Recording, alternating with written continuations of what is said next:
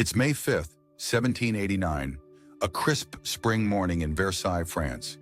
The opulent Hall of Mirrors, glittering with chandeliers and gold, hosts the opening of the Estates General, a rare assembly of the nation's three classes: clergy, nobility, and commoners.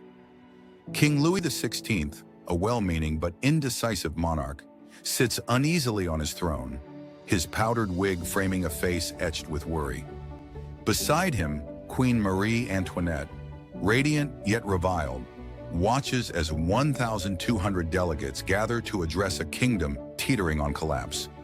Outside, beyond the palace's gilded gates, Paris buzzes with unrest. Bread prices soar, and hungry citizens whisper of revolt. The French Revolution, a decade-long upheaval, is about to ignite, toppling a monarchy, birthing a republic, and unleashing forces that will reshape the world.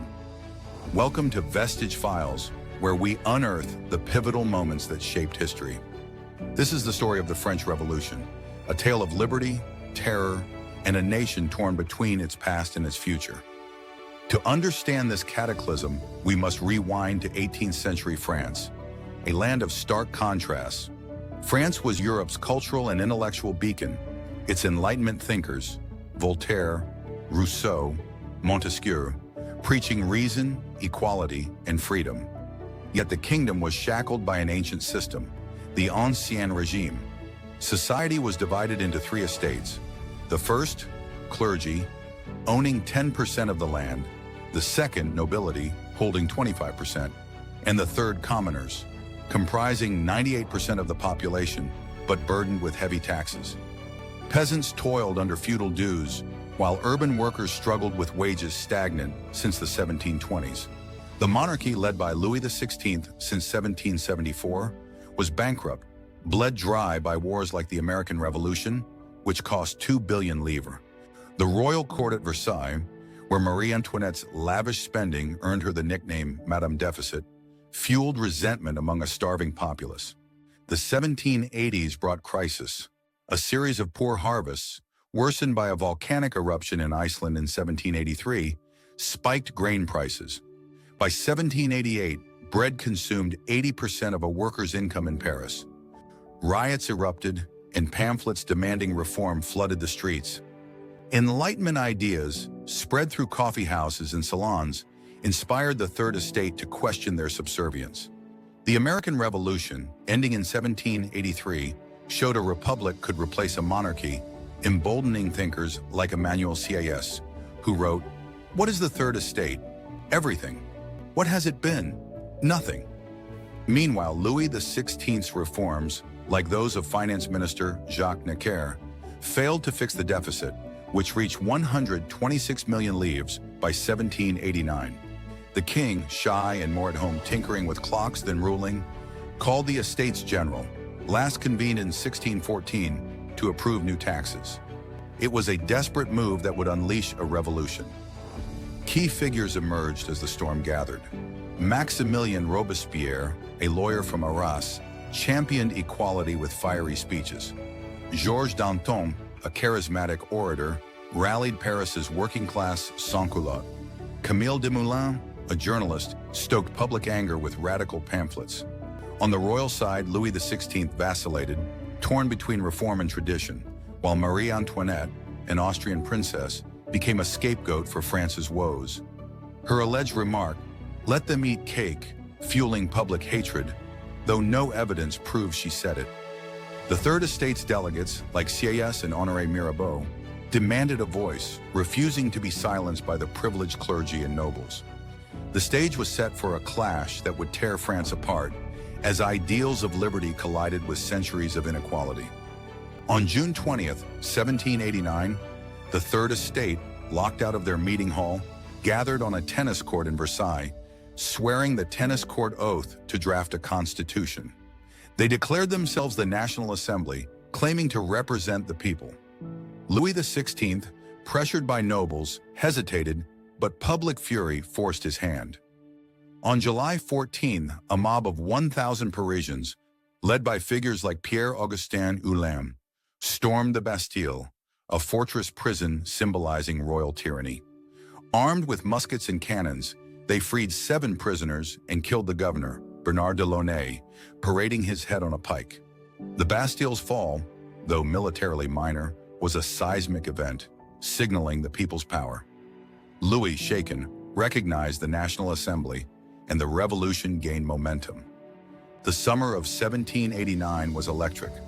The Great Fear swept rural France as peasants, fearing noble reprisals, burned chateaux and destroyed feudal records. On August 4th, the National Assembly abolished feudal privileges, ending serfdom and noble exemptions. On August 26th, they issued the Declaration of the Rights of Man and of the Citizen, proclaiming liberty, equality, and fraternity. Ideas inspired by Rousseau and the American Declaration of Independence. But tensions persisted. In October, 7,000 women, enraged by bread shortages, marched 12 miles from Paris to Versailles, forcing the royal family to relocate to the Tuileries Palace in Paris, under the watchful eye of the revolutionary crowd. By 1791, France was a constitutional monarchy, with Louis XVI signing a new constitution limiting his powers. But the king, distrustful of the revolution, attempted to flee to Austrian territory on June 20th, 1791, with Marie Antoinette and their children. Caught in Varennes, 150 miles from Paris, they were returned in disgrace, their loyalty questioned. The revolution radicalized. The National Assembly gave way to the Legislative Assembly. Then in 1792, the National Convention, dominated by radicals like Robespierre, Danton, and Jean-Paul Marat. The monarchy was abolished on September 21, 1792, and France declared a republic. Louis XVI, now citizen Louis Capet, was tried for treason. On January 21, 1793, he was guillotined in Paris's Place de la Révolution, his last words drowned by drum rolls. Marie Antoinette followed on October 16th, her execution watched by 40,000 Parisians. The revolution descended into chaos. France faced external threats. Prussia, Austria, and Britain formed a coalition to crush the Republic, fearing its ideas would spread. Internally, royalists and moderates clashed with radicals. In 1793, the Committee of Public Safety, led by Robespierre, Danton, and Louis Saint-Just, took control, launching the Reign of Terror to purge enemies of the revolution. The guillotine, dubbed the National Razor, claimed 17,000 lives by 1794, including moderates like Olympe de Gouges, who demanded women's rights, and radicals like Marat, stabbed in his bath by Charlotte Corday. In the Vendée, a royalist uprising led to 200,000 deaths as Republican armies massacred rebels and civilians alike. Paris became a city of fear, where denunciations sent neighbors to the blade.